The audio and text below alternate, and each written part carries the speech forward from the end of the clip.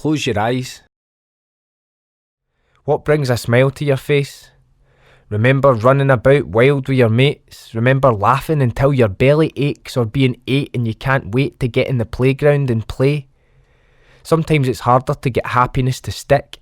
It's not always so easy to keep laughing when you're sick. Childhood should be full of wonder and excitement. It's no place for being in pain or being frightened. And that landscape can lead to darker scenery, where happiness gets trapped behind needles and machinery. Imagine spending your days with the hospital blues. Now imagine being away or being lost and confused. Relief and jokes are needed most at the times when it's hardest to keep afloat. And stormy weather can clear in an instant. If laughter's the best medicine, I want it on prescription.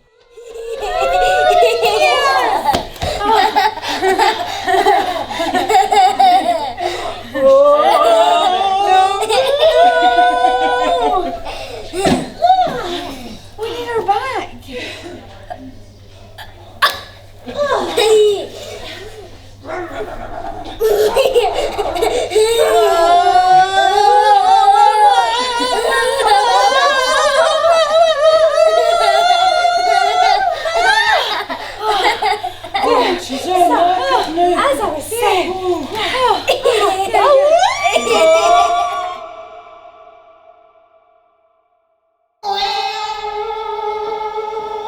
Oh yeah, baby. And what other thing?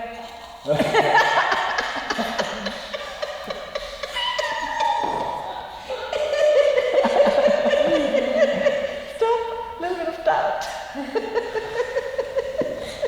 What I'm looking in people working for us as Clowndoctors are really people who are a lot of fun, who are playful, who love children, who really want to connect with them.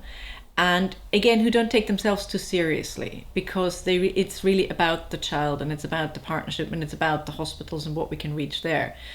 But when we start working on a Clowndoctor's character, often I ask people to come in and bring in a costume that either enhances the physicality in a way that, you know, in modern fashion, you would hide away the things that makes you different from other people. As a clown, and particularly also as a clown doctor, you enhance those things, those physical things. Let's say if you've got long legs, you try and look for a costume that makes them even longer so that they look ridiculous on first sight. If you have got anything big, short, small, you enhance this rather than trying to get away from it. So it's the opposite of fashion. Clowning is definitely the opposite of fashion. So I ask people to bring in either costume that enhances the physicality, the things that they would usually hide, and or a dream of when they were a child, what they wanted to be, and their clown idea of that.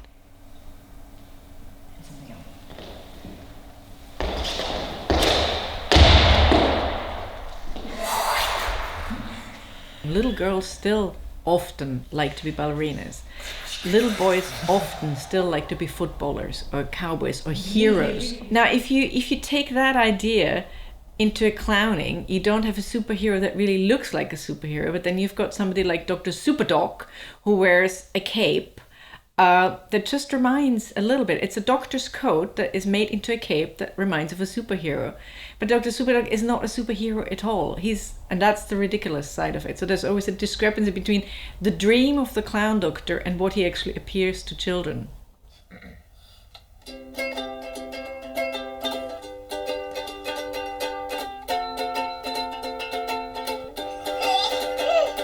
Oh, Harvey, what did you have for breakfast? 4 bowls of macaroni, Harvey. Oh, Harvey, what did you wash it down with? Ryan's tea. Yum! Oh, Harvey, oh, Harvey. Don't eat so much. Are you? Hearts and Minds was started by my friend and colleague Morven McLean and myself in 1997. We had worked together on a new writing theatre company, originally called the Colour Clinic, which then developed into the drama practice, which then developed into Hearts and Minds. I really was frustrated by the fact that there were lots of theatre companies who tacked on some kind of theatre and education, theatre and well-being to their regular activities, and I really wanted to make that kind of theatre and well-being our main activity. And I think that's really how it came about. I was very influenced by a trip that I made with and for UNESCO to Senegal. I was invited by UNESCO Ashberg to direct an art center in Toubab Dialaw in Senegal, which is called Sobobade. And there I worked with actors, Senegalese actors, who were full of life in life. And as soon as they started to go on stage, they were full of pathos and seriousness and sadness often. So I kind of went back to my thoughts about using clowning to make people work in a different way, and we bought ping pong balls, cut them because there's no clown noses in Senegal, painted them, and I rediscovered my love for clowning. Coming back from Senegal, Morven and I had a long chat, and I suggested that we would start with the Clowndoctors program, originated by a man called Michael Christensen, who used to be the artistic director of the Big Apple Circus in New York and the Clown Care Unit there, which he had founded in 1986. We met with play staff from 5 hospitals across Scotland, and I remember sitting in that room, and it was either going to be make or break. It could have gone either way. Morven and I were sitting in the room, people were listening to us politely, but we're not quite sure what to think or what to do. And what I then did is I bent down, I took out a nose out of my bag, I put it on my nose, and I did nothing. And I said, it's as simple as that. There is no big shoes, no big makeup, no big clothes. It's as simple as that. There's professional performers who are trained to work in a healthcare environment with vulnerable children. And because of the vulnerability of the children, and because of the fact that clowns are vulnerable and used to failing, that is where they connect with the children beyond their illness.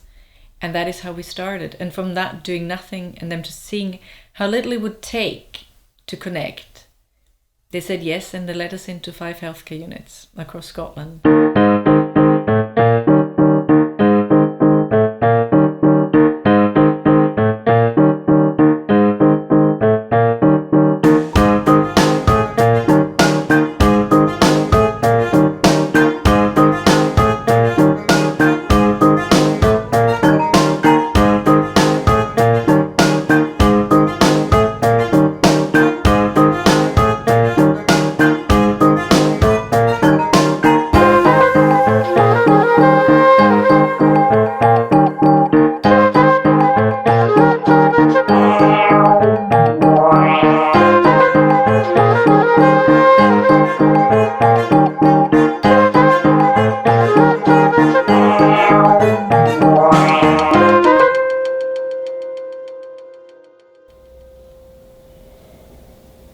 I'm training the new practitioners today.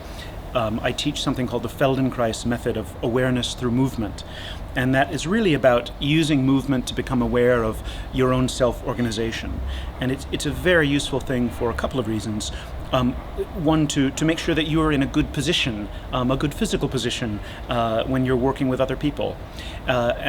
And also to remain aware of yourself, even when you're engaging with a child in hospital or with an elderly person. You have to keep a larger awareness of the hospital environment, things happening around you, not only get focused on what you're doing. So an awareness of yourself to make sure that you're comfortable and aware of what's happening around you is quite important in a healthcare environment. So we're using the Feldenkrais method to become aware of those things. The other thing we're doing today is looking at slapstick techniques. So that has more to do overtly with clowning. It's probably more useful in the Clowndoctors with children. It's a little bit different with the elderly people. We sometimes do very slow, gentle slapstick with the older people. But with children in hospitals, they enjoy sometimes broad physical play. So we're learning some techniques to do that safely, to take care of yourself. We're learning how to make something look like it's a slapstick comedy while being safe and taking care of yourself. So that's really what I'm working with the practitioners today on. We tend to take on 2 to 4 people at a time, which means that practitioners have peers to work with. This time, the class of 2014, I have to say it's been a very good year. We've got Liz and Stanley, who've trained up as Elderflowers, and Emily and Fiona, who've trained up as Clowndoctors. And I'm sure that they would be the first to tell you, you learn a lot within the training program, but the real work starts when you're on the floor in hospital with children or people living with dementia.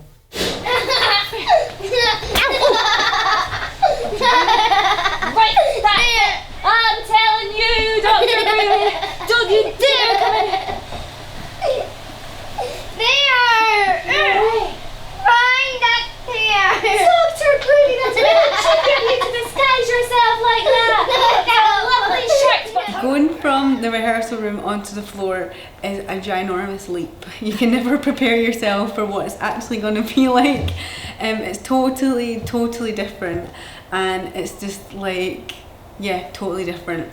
Everything that you do in the rehearsal room, you're like, yeah, I got it, I'm ready. You come into the hospital or wherever you are, and it all goes out the window. And suddenly none of that works, and there's a whole other stuff that you're doing impulsively, or you're getting stimulus from the child or from your partner, and then you've got a whole range of new stuff. So there's tons of stuff that I was sure I would do. I was like, oh, that's great, I'm gonna do that, and then I didn't do it. You have a bit where you fly every day. You feel that there's a feeling that I can't even put into words, and with this job you can get it in a moment with a particular child, and you can see other families having it after you leave. You get it with the other person that you're working for that's so inspiring, and then the longer you stay in the job, down the years, people come and go, you meet folk again, and then and I guess also when really sad things happen, you have the real privilege that you've spent time with wonderful kids and wonderful families. We've been in this ward for 6 months, since last December. We've had a short spell at home, but at first when he came in, he was a bit apprehensive, but now he just loves them, so he's well used to them, and the good thing is as well, they know him, they always say his name, and they know that he likes bubbles, and I think that's really important for us, that he's seen as a wee individual as well, and for the number of children they see throughout the hospital, it benefits us that they recognise this is Kyle and see every child as an individual.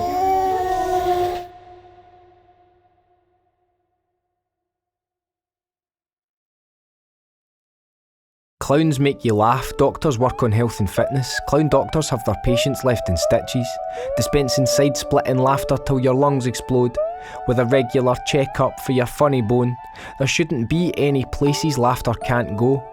Intrepid explorers shining a light into the shadows find superhero kids smiling against the odds, waiting on the next expedition setting off. Teleporting to fantastical faraway lands with music and magical enchantment, where creatures dance with clowns as fairies fly round their bedposts and the only dress code is a red nose. Now how does that sound? As hospital walls dissolve into the background, from fairy tale author to rain cloud stopper, it's all in a day's work for a clown doctor.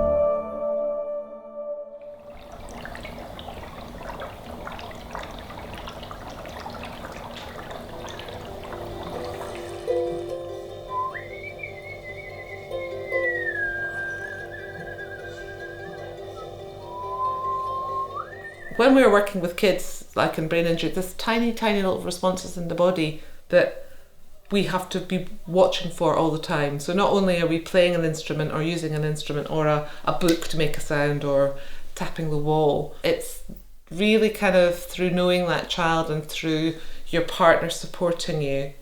It's an adventure of sound, and we want to keep that person safe. And we want to take the signals of I want more, I won't go faster, go louder, go quieter. And there's also opportunities to suspend. It's like it can be a cacophony of noise, and then suddenly when it stops, the silence is as important as the noise. And then there's that anticipation of where'd they gone? What's going to happen. So that's where the game can happen non-verbally and sensorily, because you make all the noise and it's like a suspense film. It's not what you see, it's what your imagination does.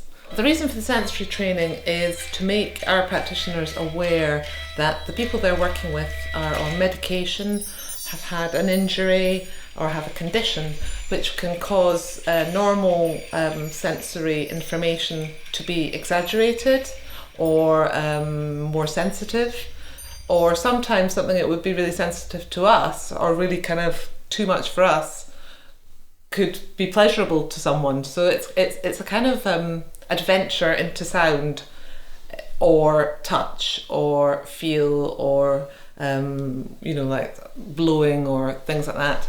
We use a lot of instruments in our work. We have cases that we take around a lot of the hospitals, and we use these props all the time. No, I'm flying around! Help! I'm flying over Caitlin's head! Help! Oh, I'll rescue you from your flying! Help! Oh, Caitlin! So today we're at the Beatley School in Livingston, and we come here at the moment sort of once every quarterly, 2 or 3 months exactly. And it's a school with children with special needs, and we'll see them mostly in the classrooms. They have one-to-one care with teachers, and they really help the children with sort of engaging with us. So if we play with them, we get a lot of help from them, so everybody's involved, and we can also sort of focus one-to-one on the children.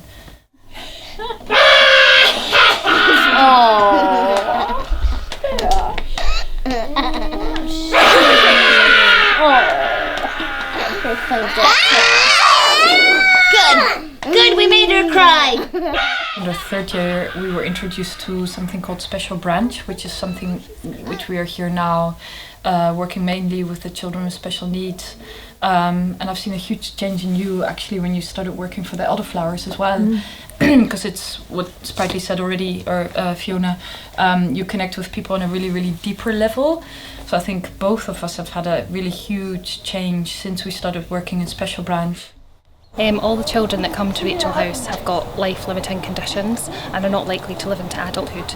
So we just want to make the experience of their visit here as enjoyable as possible. So any laughter we can inject into that just is so important to the children and families. So we just love having them come to visit us every week. She's fully dependent on us for all of her care. Her main problem is that she was having lots of seizures and chest infections. It's incredibly important to work in collaboration with hospital staff, because hospital staff know the people well that are under their care. So it makes sense for them to refer individual participants to us. They will let us know, staff will let us know about not just age and name of children and people living with dementia, but also about medication, about family situations, about likes and dislikes.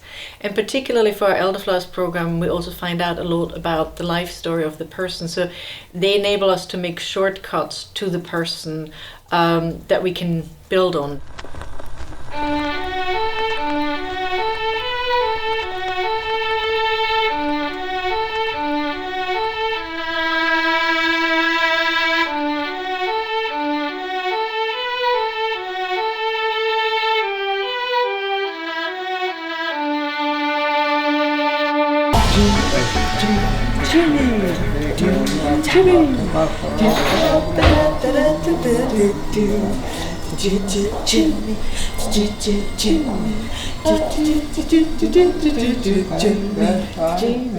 One of the things that we know makes a difference in dementia, when a person already has dementia, is if they have stimulation, social stimulation and mental stimulation. And unfortunately, people with dementia live for a very long time, perhaps by themselves or in the house where someone's out at work. And at times when they go into places like care homes, the days can be very long and not very much is happening. And so gradually the person gets worse and worse because the dementia should be counteracted by stimulation, but they're in an environment where there is no stimulation. And so one of the things that the work of Elderflowers does is it stimulates people. And the most stimulating thing you can do for someone is to find out all about them and find out what interests them. It's not just a question of entertaining them with songs or dance. Of course, there's a place for that. But the really valuable thing that you can do is find out about the person so you know what matters to them. Because as the person with dementia loses so much, if someone takes the trouble to tease out of them old stories and how they are, that's a really important thing to do. And to do that with fun and laughter is absolutely essential.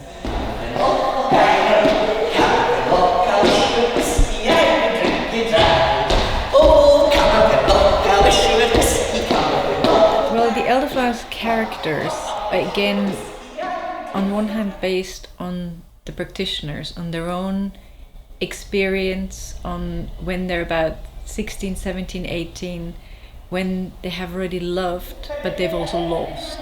So it needs to have that kind of naivety and believe in the future in terms of their own personality.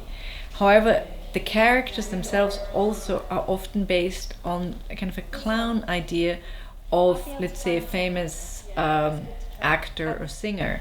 So we have some of our practitioners based on Judy Garland, Jimmy Stewart, Audrey Hepburn, Gene Kelly, Mario Lanza, Leslie Caron, and last but not least myself as Marlene Dietrich. It's not that we act as those stars, but it relates to a certain period of time, and the costumes are inspired by that time, and there is a point of recognition for the people that we engage with. Good afternoon, Mabel. Good afternoon, Mabel. Lovely to see you. We've been here, there, and everywhere, Mabel.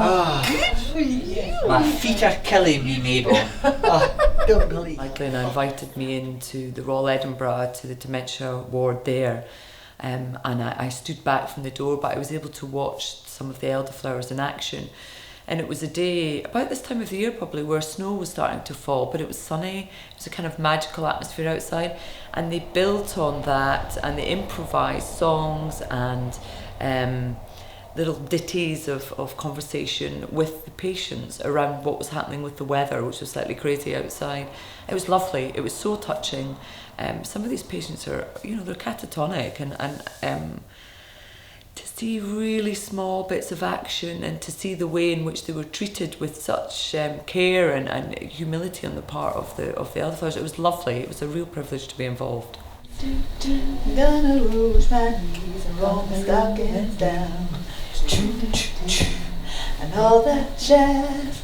Park the car in our would-be spot where the gin is cold and the piano's hot. Well, there's a noisy hole where there's a nightly brawl and all that jazz. When I went to one of the units to meet with people with dementia, and I had very little experience before, I noticed that a lot of people called each other by pet names, such as hen, darling, sweetie, because really to mask the fact that they didn't know each other's names, or they couldn't remember them, or they sometimes couldn't even remember their own names. So there and then for me, the idea was born to call our elderflowers Sweetie Pie, Honey Punch, Tiny, to kind of make something out of it, to give something to talk about, to make something that was different. It was also very, very clear that people were looking for their own relatives, although they often no longer recognized them. They were looking for their mothers, fathers, sons, often not recognizing the people in front of them. Because of the concept that it's always two of our practitioners going in to see people with dementia, I felt, very often in a male-female combination, I felt that would also clarify the fact that it was not a woman coming in with a different man every time, and it was not her husband or a different husband every time, but it was in fact a brother, a family member, a cousin, a sibling. And I also realized very quickly that just being part of a family would give the security and safety of just feeling comfortable, familiar, and at home. And many people with dementia are looking for their home, or a place to feel at home if they're no longer at home. When I was just a little girl, I asked my mother, what will I be? Will I be pretty? Will I be rich? Here's what she says to me. Que sera, sera. Whatever will be, will be. The future's not ours to see. Que sera, sera. You could have the grumpiest old man sitting in the corner who doesn't want to talk to anybody, can be really uncooperative and won't, speak to anybody or talk to anybody or do anything with anybody. And I had my mind changed completely, because before I would think, he is never going to like this. He's just going to tell them to get lost. He's never going to agree to this. And they come in, and the next minute he's been up dancing, and playing the banjo with them, and singing away. So I have seen that countless times. I've seen a change in people's behaviour when they've been in. Sometimes when people are measuring the effect of an outcome in dementia, they measure the wrong things.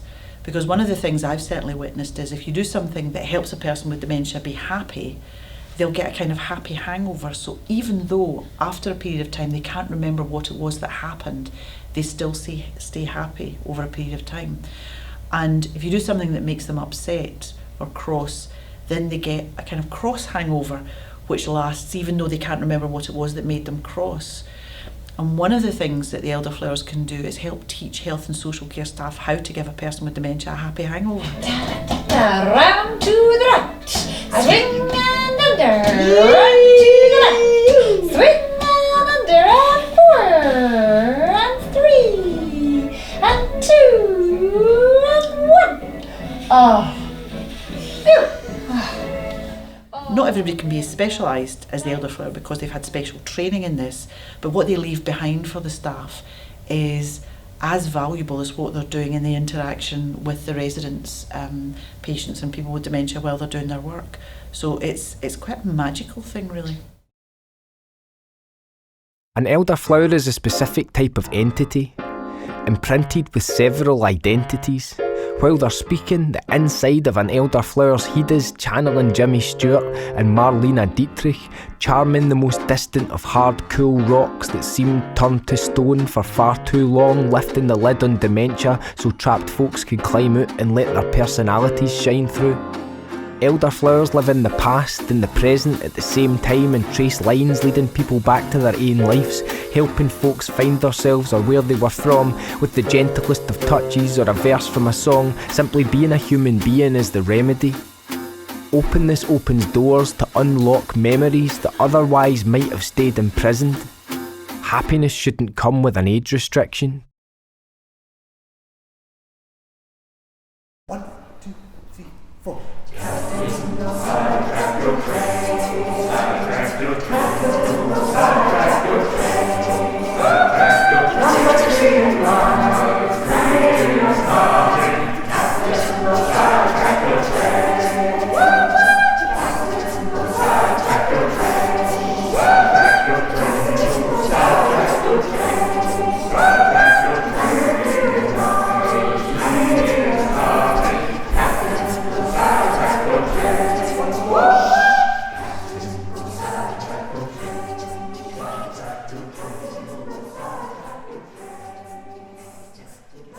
I hope that I get better at magic.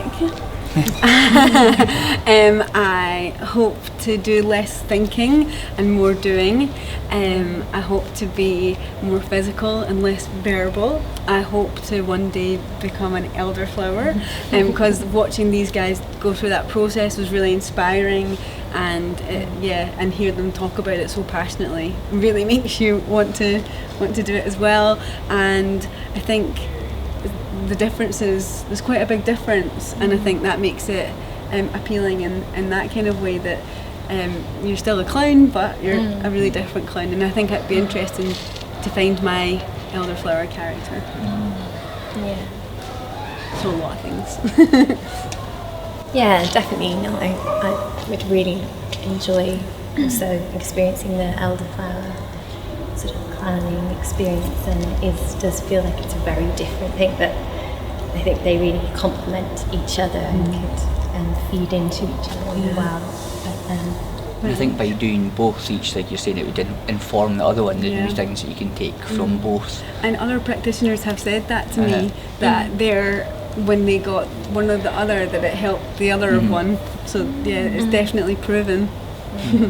Would you want to be a clown doctor? Yes. Putting you on the spot.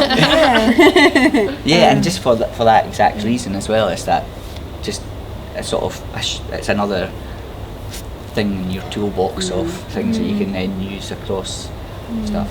I really enjoyed the multi-sensory stuff that we did in the training. So yeah, I'd really like to go into that. Well, I'm surprised to find how in York Hill, and it's not a special branch, you use those skills all the time. I was really surprised because I thought it wouldn't be as often as it is, and it's every shift there's a special and the window play stuff I'd like to do, because we had one visit, one elderflower visit recently, where there was one woman in the room who was quite agitated and distressed, and we didn't want to sort of exacerbate that by going into the room and being there, because she was, you know, not in a good mood at all. So we ended up, for the first time ever, myself and Nick, doing window play to the other residents, and neither of us had done it before, and it was really exciting to do it. I think some of my favourite visits have been window play, and when the laughter is in another room and it's coming out of the door or it's coming underneath the door, and it's just brilliant.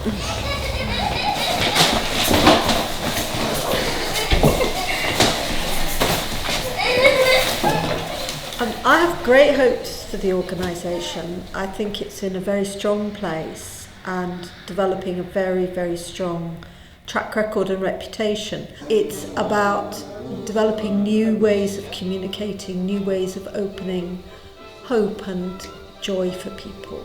So I see it building. I particularly want to see and hope for that with the Clown Doctors, it becomes part of the therapeutic repertoire of more places. But for Elderflowers, I think is most important, because I think to build the Elderflowers programme so that we're not just in institutions, but we're in community places, we're in theatres, we're in places where elderly people, or not just the elderly, but people struggling with dementia, where they go with families or with friends. So day centres, community halls. I think it's really important that we start to become part of that range of offerings, but become a very highly valued one. We're all going to die in the end, and I think it's incredibly important to look at what is that period where people need the support of society, whether it's in age-adjusted housing or whether it's in a children's hospital. And the ways that we can help them as individuals, as people, is much wider than pure medical and other assistance. And I think Hearts and Minds are at the centre of recognising that need. I would say my hopes and vision are a dream, and my dream is that we here at Hearts and Minds can be there for every sick and vulnerable child across Scotland, and for every person living with dementia, to support them in what can be really dark times and difficult times, to create some life, light and hope and joy. No one should be cut off from society and scared. Doesn't everyone want to live in a society that cares? Illness knows no barriers, like a Bruce Banner gamma ray, so this is for every single family. When life is at its most serious by a mile, is when you most need to crack a smile. Get lost in the moment, let your mind wander. Hilarity is just what the doctor ordered. Hearing laughter in a place where it's been missed for weeks, a whole face smile spreading across eyes, lips and cheeks, snatches of song, bells, magical sounds, signs the clown doctors are doing their rounds. Life's as bright and as short as a shooting star. If you forget how to laugh, you forget who you are. In those times when joy is hard to find, you can hope for a visit from hearts and minds.